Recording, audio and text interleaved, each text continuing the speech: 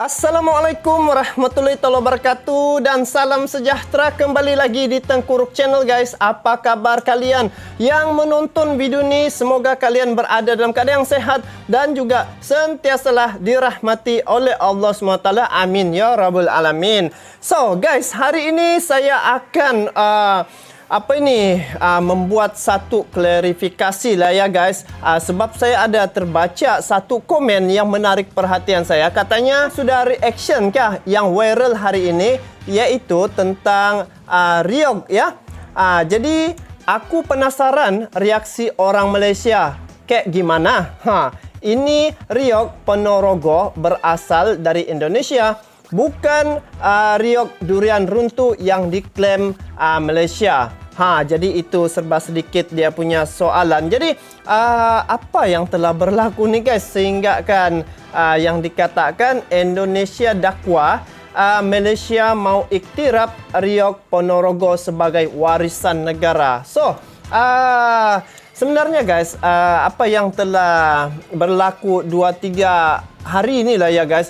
Pertama sekali yang viral tentang Malaysia mau jadikan bahasa Melayu itu sebagai bahasa ASEAN. Itu viral juga. Dan lepas daripada itu wujud lagi satu isu di mana Indonesia dakwa yang Malaysia ini mau iktiraf Riyog Ponorogo sebagai warisan negara. Jadi guys, sebenarnya di Malaysia nih penduduknya ada ramai pelbagai kaum ya guys, walaupun tidak seramai seperti mana yang ada di Indonesia, hampir 280 juta. Kalau di Malaysia ni sekitar 28-29 juta saja. Kalau Indonesia ratusan juta ya. Jadi amalan-amalan budaya-budaya daripada luar banyak diamalkan di Malaysia ni khususnya. Dan saya di Sabah pun merasa situasi itu seperti mana juga yang berlaku di Johor khususnya ya. Di sana ramai orang-orang asal berketurunan daripada Jawa. Jadi di Sabah pun ada juga ya, sampai kampung pun namanya Kampung Jawa. Jadi isu tentang klaim mengklaim ya guys. Jadi saya mau menyatakan di sini bahwa klaim itu tidaklah yang seperti mana yang dipahami oleh sebahagian netizen ya, baik di mana-mana negara lah. Tapi khususnya saya cerita ni tentang klaim ini Riyog Ponorogo sebagai warisan negara. Saya tidak tahu benda ni guys, dan kenapa tiba-tiba dikatakan Malaysia, negara Malaysia klaim itu adalah sebagai warisan. Jadi saya pun ada ternampak juga isu ini dibahaskan oleh Cak Lonjong, bahwa klaim ataupun iktiraf dengan klaim itu berbeza ya. Jadi saya ambil contoh yang berlaku di Malaysia ni. Orang-orang kita ambil suku Jawa lah ya, sebab di sini ramai suku Jawa ya di Malaysia ni. Apabila suku Jawa ni lama sudah menetap di Malaysia dan sudah beranak pinak di sini, jadi budaya yang dorang amalkan itu adalah budaya Indonesia guys. Dia bukan sebenarnya asal betul tulin daripada Malaysia. Jadi apabila orang luar tengok orang Jawa mengamalkan budaya nenek moyang dorang sendiri di negara Malaysia, itulah akan timbul persepsi. Itu salah satu yang saya nampak lah. Jadi orang luar tengok orang Jawa yang tinggal di Malaysia mengamalkan budaya Jawanya di Malaysia itu yang menjadikan kenapa orang Malaysia ni mengamalkan budaya orang Jawa. Di situ akan timbul satu persepsi yang boleh menjadikan keadaan ini seolah-olah Malaysia klaim itu adalah budaya Malaysia. Jadi di sinilah perlu kita betulkan ya guys, disebabkan kita ni adalah negara serumpun, negara bersaudara, negara berjiran. Jadi soal klaim budaya tu bagi saya secara jujurnya tidak sama sekali ya guys, sebab saya memang tinggal di Malaysia dan saya mengetahui situasi apa yang berlaku di Malaysia, khususnya di negeri Sabah. Lagi-lagi kalau kalian datang ke daerah Tawau guys, di sini ramai suku Jawanya, suku Bugisnya, Banjarnya, ramai sangat guys. Jadi budaya-budaya itu banyak diamalkan di Tawau, di Sabah, di Johor khususnya juga. Jadi itulah makanya kita sebagai penyambung lidah ya guys, untuk memberi kepahaman agar tidak timbul kekeliruan ataupun prasangka yang boleh memutuskan kita punya hubungan baik antara Malaysia dengan Indonesia. Saya ambil contoh saja macam ini. Ini adalah belangkon. Ini belangkon nih, kalau saya pakai, adakah saya klaim ini saya punya? Tidak guys, ini hadiah orang. Jadi disebabkan di sini nih tempat saya tinggal nih adalah kampung Jawa. Jadi kampung Jawa, orangnya ramai orang Jawa di sini guys, tempat saya tinggal nih. Jadi tidak semestinya itu saya cakap itu adalah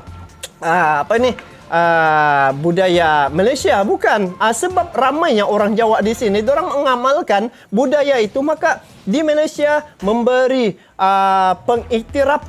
pengiktirafan terhadap orang-orang yang mengamalkan budayanya, khususnya orang Jawa di Malaysia ya.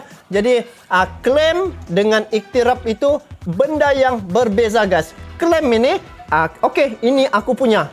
Itu klaim. Tetapi iktiraf berbeza ya.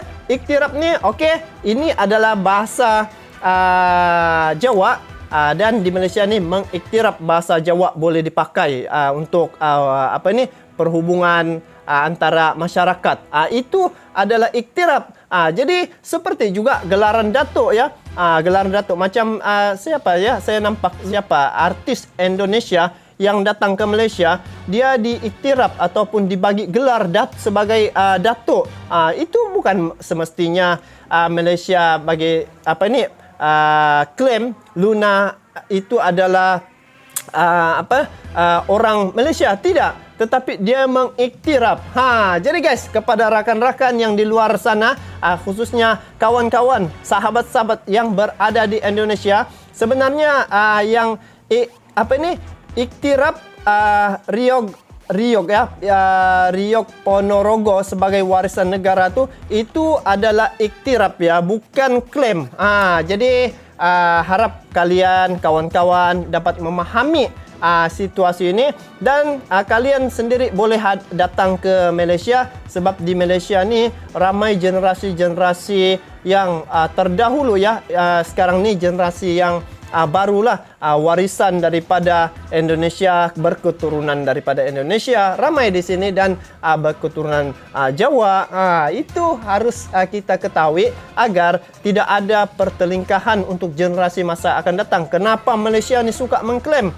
Jadi sekali lagi saya nyatakan di sini bahwa tidak ada klaim, tetapi apa yang berlaku sebenarnya itu adalah budaya asli daripada Indonesia yang diamalkan oleh generasi yang terbaru ini, berketurunan Indonesia. Jadi itu memang budaya daripada Indonesia. Malaysia tidak pernah sama sekali klaim yang Riog Ponorogo ini sebagai warisan asli daripada Malaysia. Jadi harap kalian dapat memahami statement ini. Semoga tidak ada lagi ya berbaku hantam yang mengatakan Malaysia ni suka betul mengklaim budaya Indonesia. Tidak guys.